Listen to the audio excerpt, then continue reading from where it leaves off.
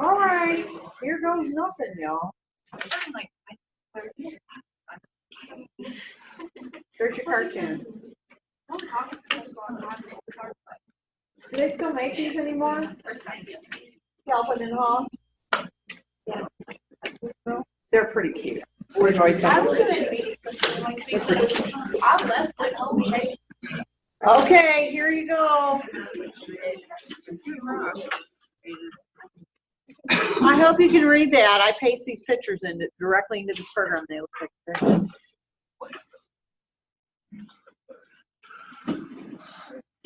They'll look better in the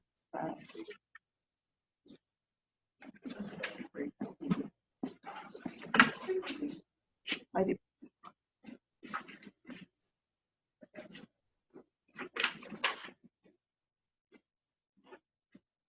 Got 19.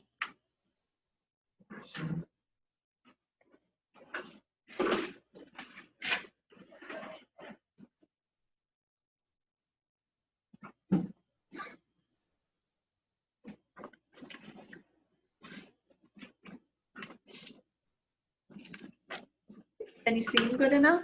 I don't know why it makes them lighter. I draw them in black, y'all. It's not great.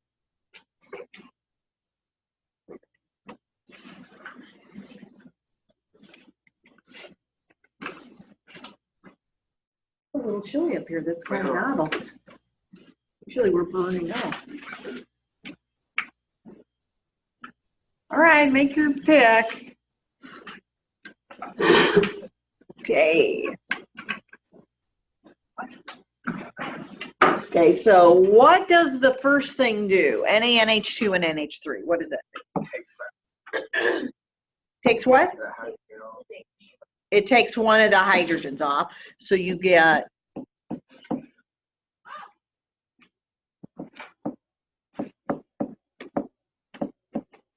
right? Okay. Then what does the ethyl bromide do?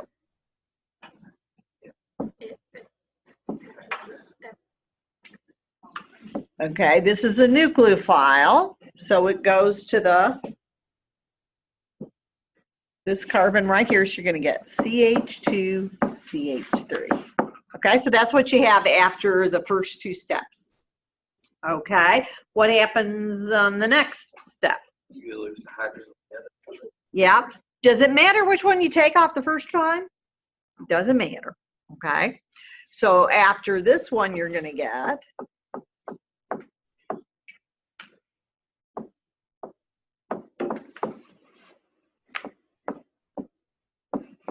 I like writing the plus and minus. I don't know.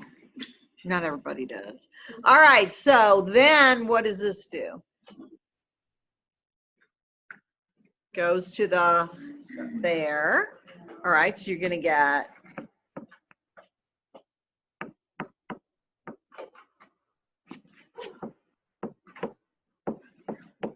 You're just right too fast.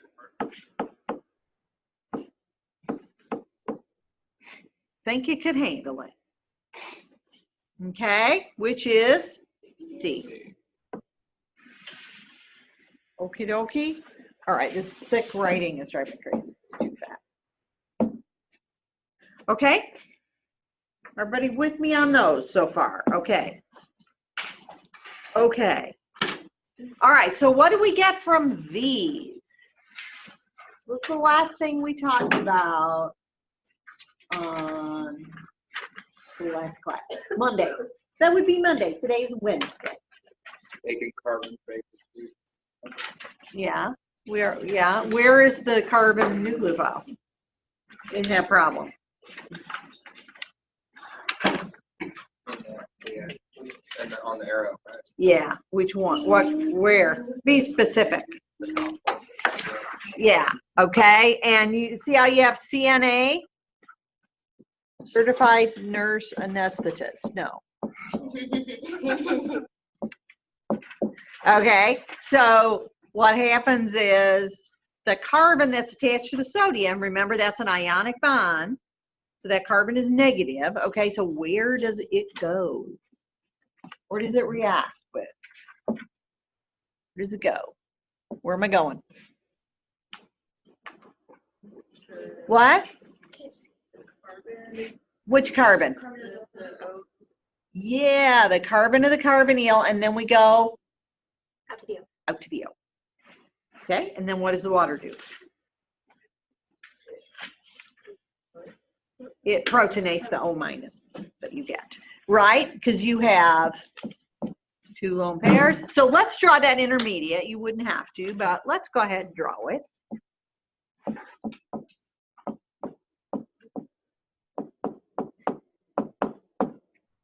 Okay, so here is the rest of it. CH2, CH3.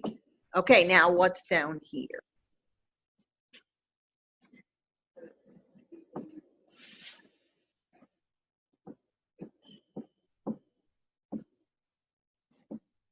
Man, I really don't think I'm writing that fast.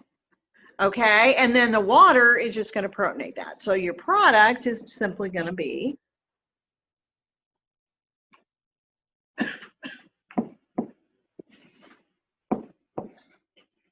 I'll draw it in sticks. You might have been drawing in sticks. Okay, and you know you can draw that 50 ways.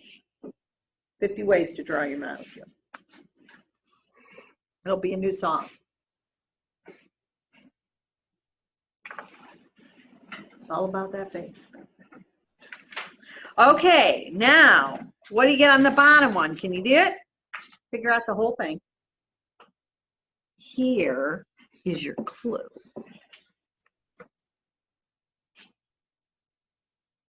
What's your hint? Isn't that nice?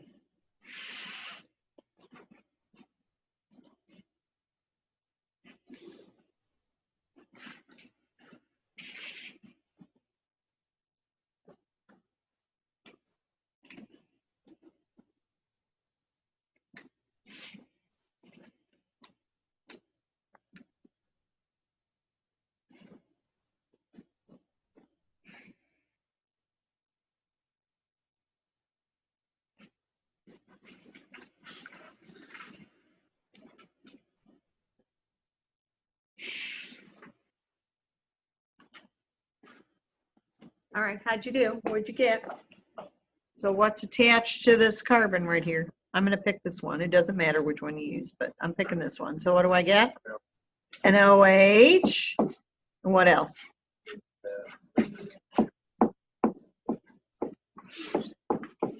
And you can mix condensed and... All right, a couple things I want to mention. The 1 and the 2.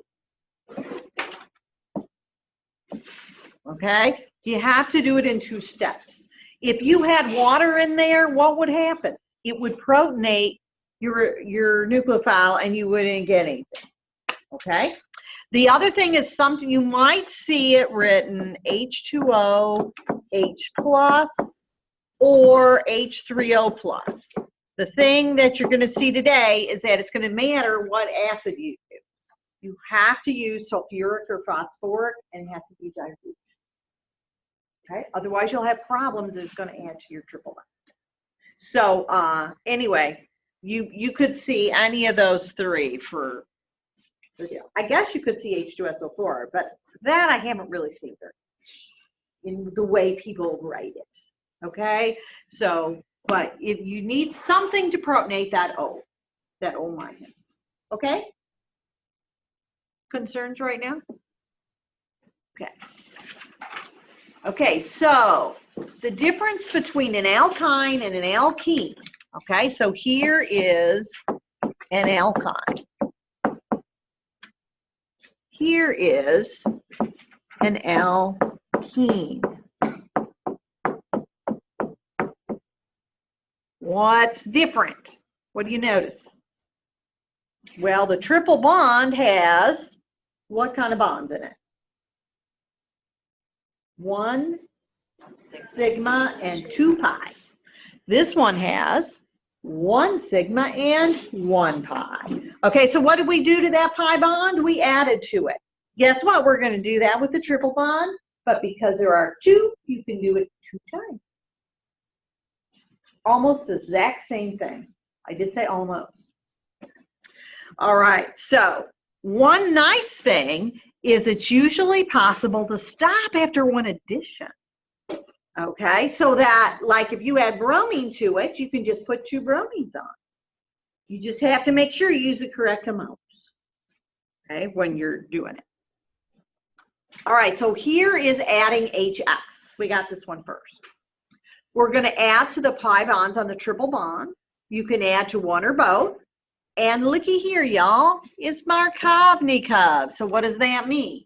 The one that has the hydrogen gets the hydrogen, okay? So here is an unsymmetrical alkyne. It is a terminal alkyne, okay? This carbon has how many hydrogens directly attached to it? How many? 0. How many does this one have? 1.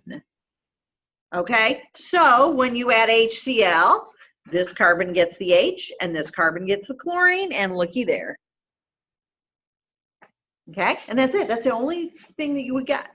Then if you use 2 equivalents, what happens is the second HCl adds to this. Okay, and so notice that you get 2 chlorines on the same carbon. Okay, because this one still doesn't have any hydrogens on it, right? It still doesn't have any hydrogens on it. It has a chlorine on it. Okay, so you're adding HCl 1 or 2. Now, if it says excess, you do the 2. Okay, you might see that. I don't know. I hadn't noticed it in the homework, like online and stuff, but just in case, if he says excess, you would get the 2. All right. If it doesn't say, it'll mean 1. Although I'm going to tell you that in general, I tend to put parentheses after it like this, 1 EQ. Okay, so what's 1 EQ? 1 equivalent. Okay. And here I might put 2 equivalents instead of putting the 2 in the front. But notice that there's going to be some way to know that we're adding 1 or 2. No one's going to try to be sneaky, okay, even though you think we are. All right, we don't try to be sneaky, but you got to pay attention to it. Okay, just remember to pay attention to it. You'll be fine. All right, so here we go. What do you get?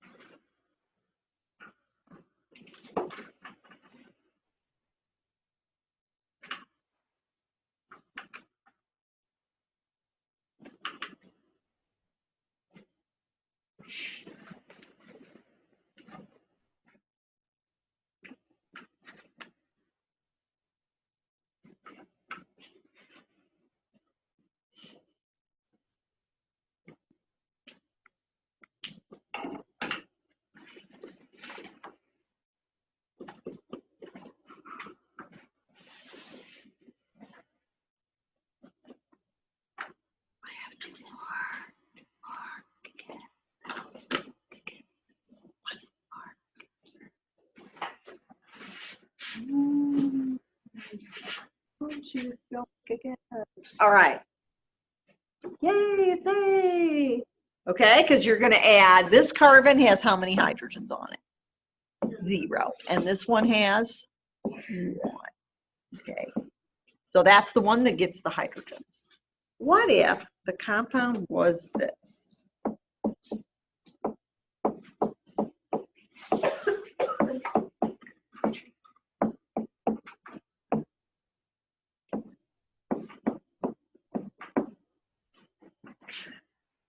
What do you think about that?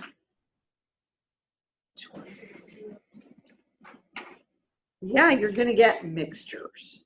Okay, so, but as soon as 1 HCl adds and you make this,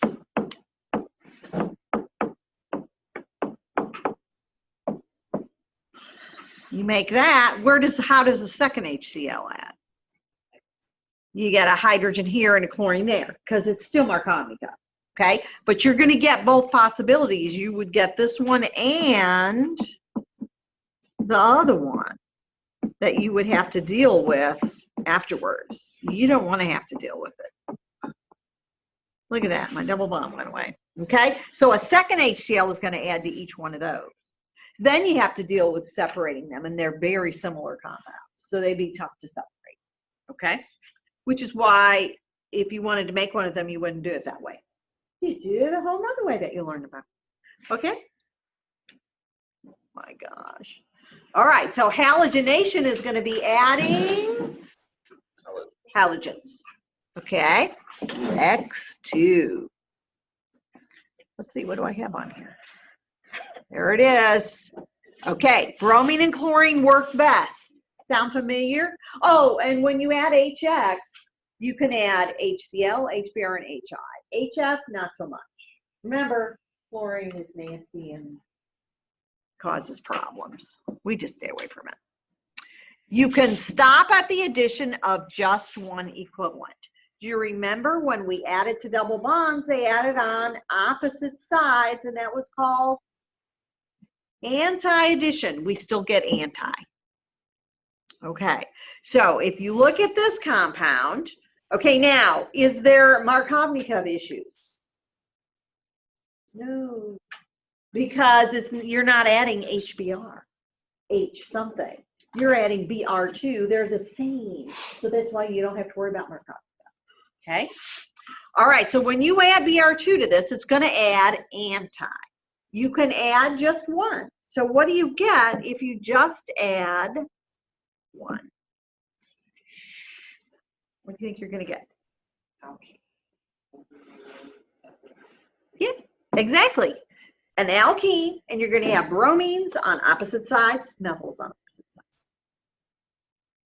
Okay. What isomer is that? E or Z? E. Good. Just to make sure you remember that. It would be more fun if it was Z, but it isn't Z. Okay. It'd be much more fun. Okay, what do you get when the second equivalent of bromine adds? You get a whole lot of bromine, right? 4 bromines. Boom, boom, boom, boom. All kinds of fancy stuff with those. Okay.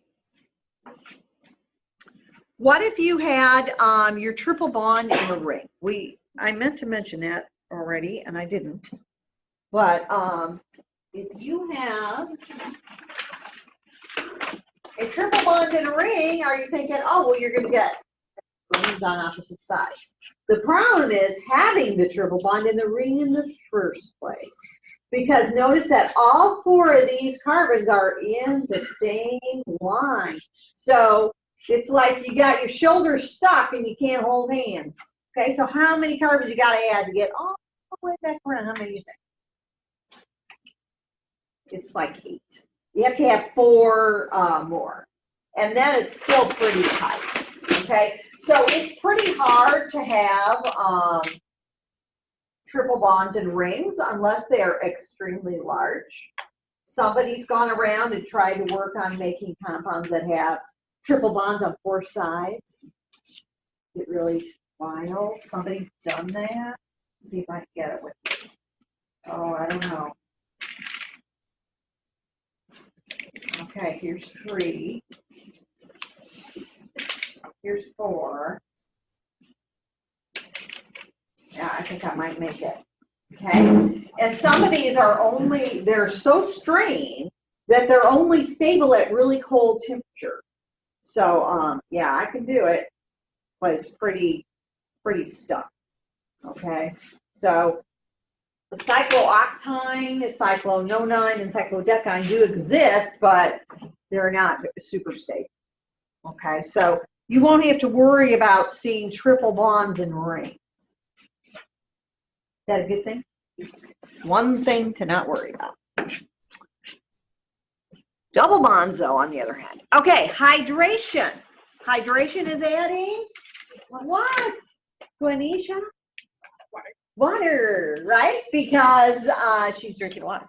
Okay, so all that water. Water. Okay, just like with double bonds, you have to have an acid catalyst. H2SO4 is most commonly used. You can use phosphoric. Okay, you got to have one of those in there. If you just have a triple bond and you add water, what happens? It gets wet. That's it. It doesn't add across the triple bond unless it has an acid catalyst. Okay, but this is different than the other in that you can only add one water molecule to an alkyne. You can only add one. Okay, when we added HX, we could add one or two. When we added Br2 or X2, we could add one or two, but we can only add one across the triple bond. Okay, so why is that? Well, add one water across that. Okay, one carbon's going to get an H, and the other one is going to get an OH. Okay, that is a compound that we call an enol. Okay, the OL is from the alcohol, and the EN is from the double bond. Notice the OH and the double bond are attached to the same carbon. Okay, if you have this, oh,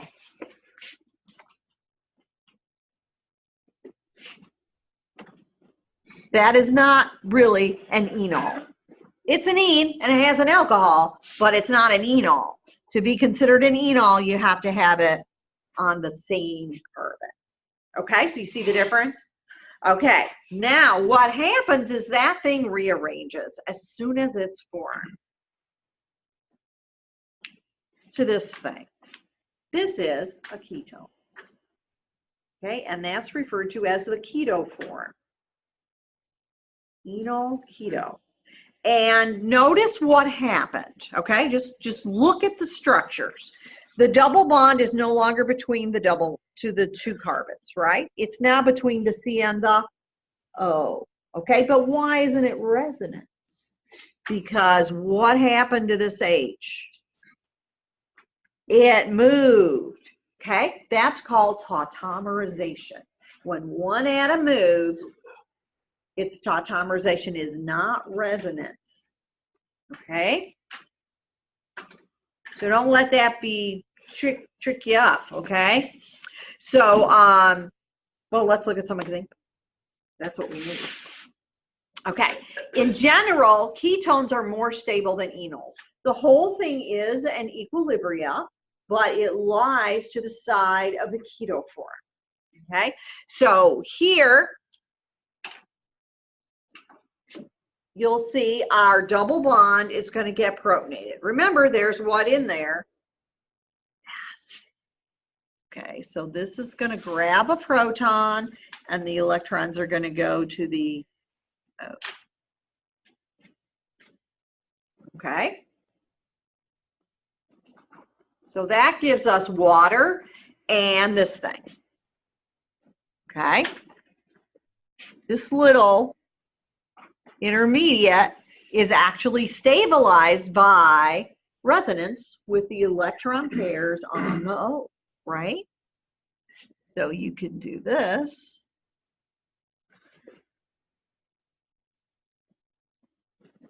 Oh my God, I tell you, I wrote an R.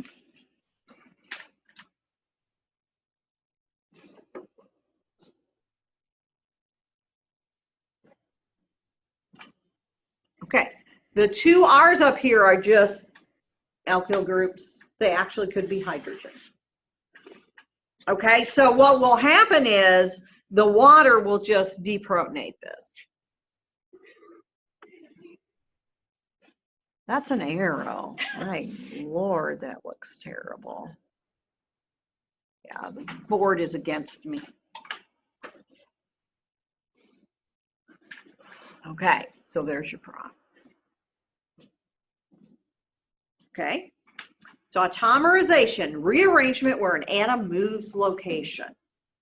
So that's why you can't add 2 times, because the double bond isn't there between the carbons anymore. It's now a carbonyl. Okay, carbon-oxygen double bond.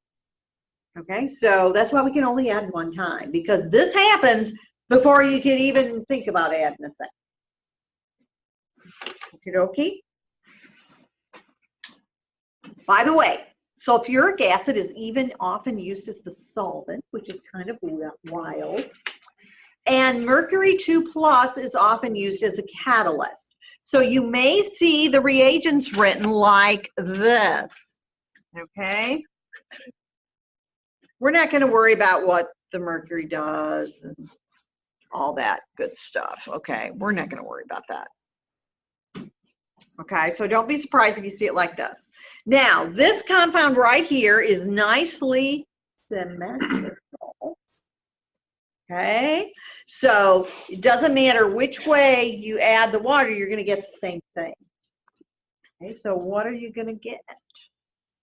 You might have to draw it out and draw the enol and then figure out what the keto is. You might not be able to jump. That's okay. There's nothing wrong with having to write that out. Okay, so if you write CH3, CH2, CH2, C double bond C. This was long. Who came up with this long molecule? All right, so one carbon will get the H and the other one will get the OH.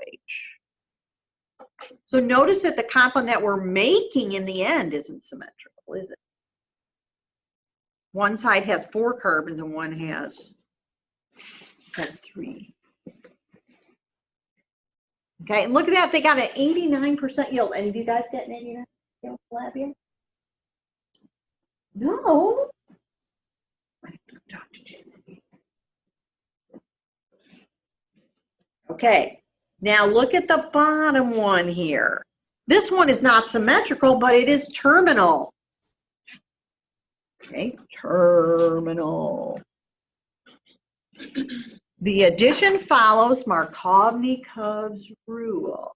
Okay, so if you look at those 2 carbons there, who gets the hydrogen and who gets the carbon? This one's going to get the hydrogen, and this one's going to get the OH, which will then tautomerize to the carbonyl. So can you draw the product? And there's only one.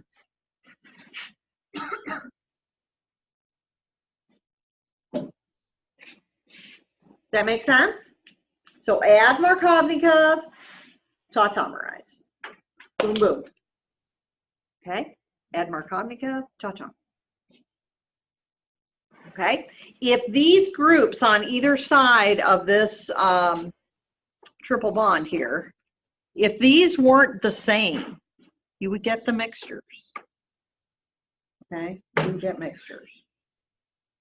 And then you'd have to try to separate them. And the difference in the boiling points isn't going to be very much in those. So typically you wouldn't do it that way. Okay. Okay, we'll just go on. I don't know why I had a blank. Okay, hydroboration-oxidation. So what did you learn about hydroboration-oxidation with double bonds? What did it do? You put what on the double bond? A what and a what? An H and a OH. And how did they add? Anti-Markovnikov. We're going to do the same thing. Boron is anti-Markovnikov. So we're going to add anti-Markovnikov to the triple bond. Once the enol forms, it tautomerizes to the keto form, and you get an aldehyde. An aldehyde, remember, is a carbonyl compound with an H attached to one side of the carbonyl. Ketones have R groups on both sides, carbon groups. Okay, there is a special reagent that gets used. It's called dicyamylborane. Okay, the technical name is bis 1,2-dimethylpropylborane. Bis meaning 2, Okay? Notice that this compound is not the B2H6 or BH3 that we talked about before. There is only one hydrogen on this boron that you can add. It is a little more bulky, sterically hindered, and so that allows only one group to add, and it kind of has helped out this whole reaction over the years. They figured it out. Now, how do they write that? What you may see is SIA for the cyanyl group. So you might see SIA2BH written. Okay? You don't have to like redraw that and everything, but you do need to know, oh, that's that bulky borane. Okay, the bulky borane. All right, that's good enough. Yeah, kind of weird. All right, so here is an example that didn't use the bulky borane. Here's one where it did on the bottom, but they wrote it in. So it's like, thank you very much. All right, so if you add BH3 to that, what will you get? What happens when you add the BH? One carbon gets the H, and the other one gets the B, right? Oh. And one gets the B. Okay. And then the second step, we added H2O to OH minus and H2O. That's what this is up here. Same things. And so you end up getting a enol. Oh.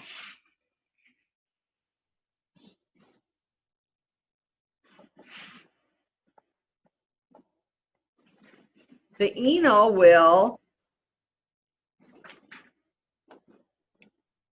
tautomerize to the keto form.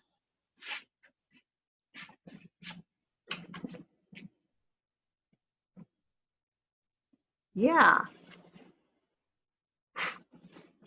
All right. So notice that in this example, if you had done this with the H2O, H2SO4, and the mercury, you would have got the same product. Okay? You would have got the same product. Because the thing was symmetrical and both carbons of the triple bond didn't have any H's. But now down, look at this example down here. What do you get when you do the top root? This carbon has how many hydrogens directly attached to it? None. How many does this one have?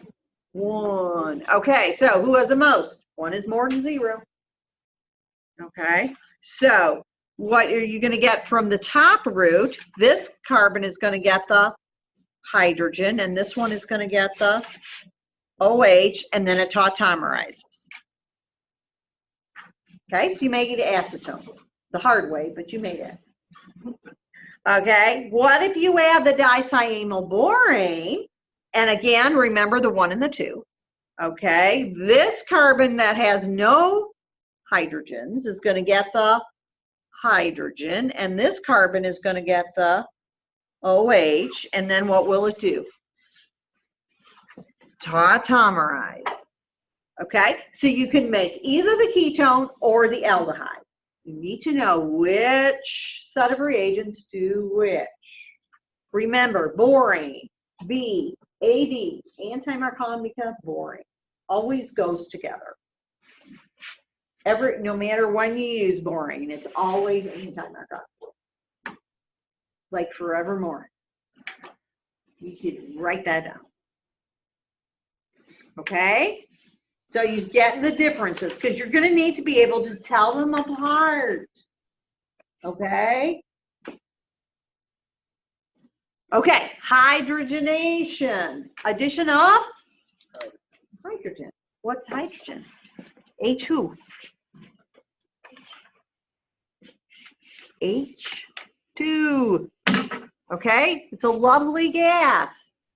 Horribly light. Extremely flammable. Okay, that's hydrogenation. Okay, what happened when we added hydrogen to a double bond? We got an, what kind of compounds? An alkane. So the double bond went away. All right, well, this does the same thing. Okay, only how many can we add? 2. Okay, because we have 2 pi bonds. Okay, when you do the reaction, one set of hydrogens add, and they add from the same side. So you form an intermediate that is the cis double bond. Unfortunately, the cis double bond reacts with hydrogen. So you go all the way to the alkane. Using hydrogenation, you cannot stop at the double bond using these catalysts, the regular catalysts, platinum, palladium, nickel. Okay, see, what would you get from this one? Everything's the same except you add it across your triple bond. Well, somebody said, I want to make it stop. I want to keep it from going all the way and get that cis double bond. Because, boy, those are hard to form. So what they did, oh, well, this is what I just said. Here's your alkene, and it's cis. Okay, but it reacts further. You can't, it's difficult to stop it. So somebody named Lindlar came up with a catalyst that makes it stop. Okay, it's called the Lindlar Catalyst. I'll show you what it is in a minute. If you want a trans double bond, because once we did cis, everybody said, oh, we got to come up with a way to do trans now. There's something referred to as the dissolving metal reduction. Okay, so you can get a cis double bond or a trans double bond, depending on which one you want. If you don't want any of them, if all you want is the alkane, you get that by just doing hydrogenation with a regular catalyst. Okay, so you're going to have 3 possible answers. You can take a triple bond to an alkane, a triple bond to a cis double bond, or a triple bond to a cis, or a trans double bond, sorry. I'll say cis again. All right, this is the Lindlar Catalyst. You take palladium on calcium carbonate, and they partially poison it. They call it poisoning the catalyst, okay? And so you add lead diacetate and a compound called quinoline. This is quinoline. That's what it looks like. Now, do we write all that stuff on the arrow? Everybody writes Lindlar Catalyst. So you can write Lindlar Catalyst too, okay? You might need to learn how to spell Lindlar, but you know, not too bad. All right? Everything is held on the catalyst. It's very similar to the double bonds. Remember we had those little pictures with the hydrogen sitting on the catalyst? Okay, so it's going to add them both from the same side. So you will get the cis double bond. And only the cis. It's not even like 90%. It's 100% cis. Okay, which is even better because then you don't have to worry about separating out the cis double bonds from the trans. So they're pretty cool. It's pretty cool. So what you have to learn is Lindlar Catalyst. Now, I have seen a little bit. If you see the lead, that's like a giveaway. I'm not going to expect you to write all that on an arrow. If you write H2 Lindlar Catalyst,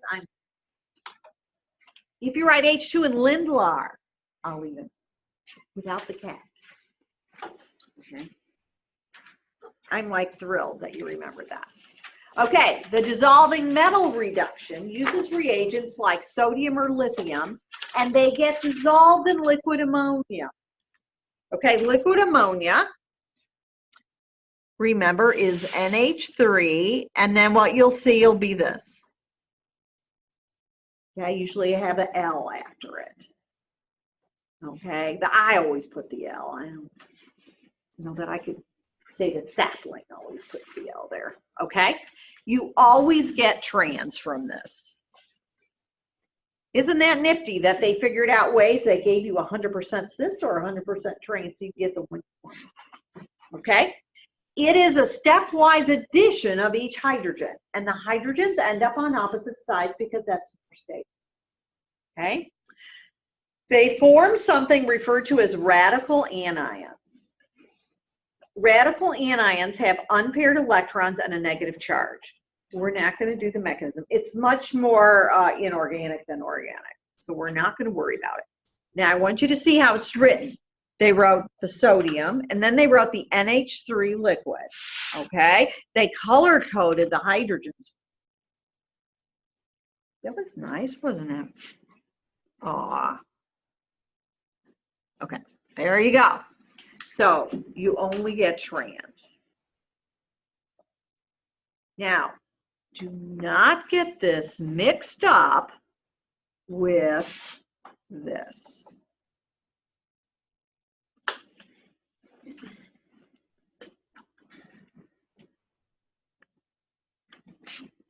See how similar they look, okay? This is sodamide, strong base, used to remove protons. This is sodium in liquid ammonia, okay? Don't get them mixed up. Students are doing this all the time. They see one and all of a sudden the triple bond has become a double bond. And it was this, okay? So make sure that you take the time to be careful, okay? So that you don't get them mixed up. All right, how are we doing? We got 3 minutes. All right, so what do you get from this? What are you gonna get from this? I even wrote cis and trans. I don't know why they did that. I think I got that book. I would have drawn the pictures. Although they wouldn't have pasted very nicely.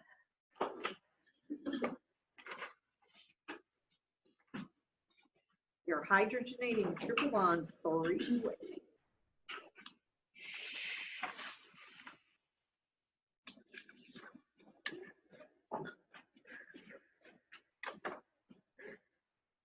Okay, make a choice. I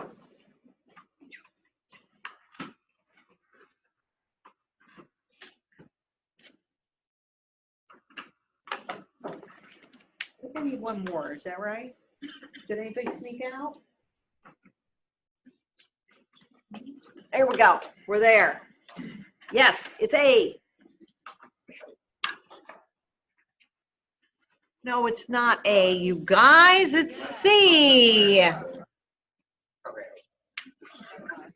Why did you put A? I really thought you were all going to get it right. It's Lindlar. It's just Lindlar. Oh, it's just. Okay. It doesn't matter what you put up there. You're going to get, it's going to go all the way to the alkane. You can't stop it unless you use the Lindlar Catalyst. There is palladium in the Lindlar Catalyst, but there's other stuff too. Okay? Oh, y'all are going to make me cry. All right, now we got hydrogen in the Lindlar Catalyst. What are we going to get?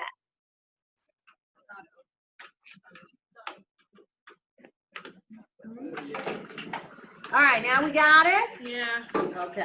That's all right. That's why we're doing the question. All right, are we all up there? All right. Yeah. Yeah. Okay. All right. We'll do this next time. We're almost done. We should finish this and start the next chapter that I have to figure out what we're going to do. Our first test is coming up. Is it next week? Yeah. Yeah. Yeah.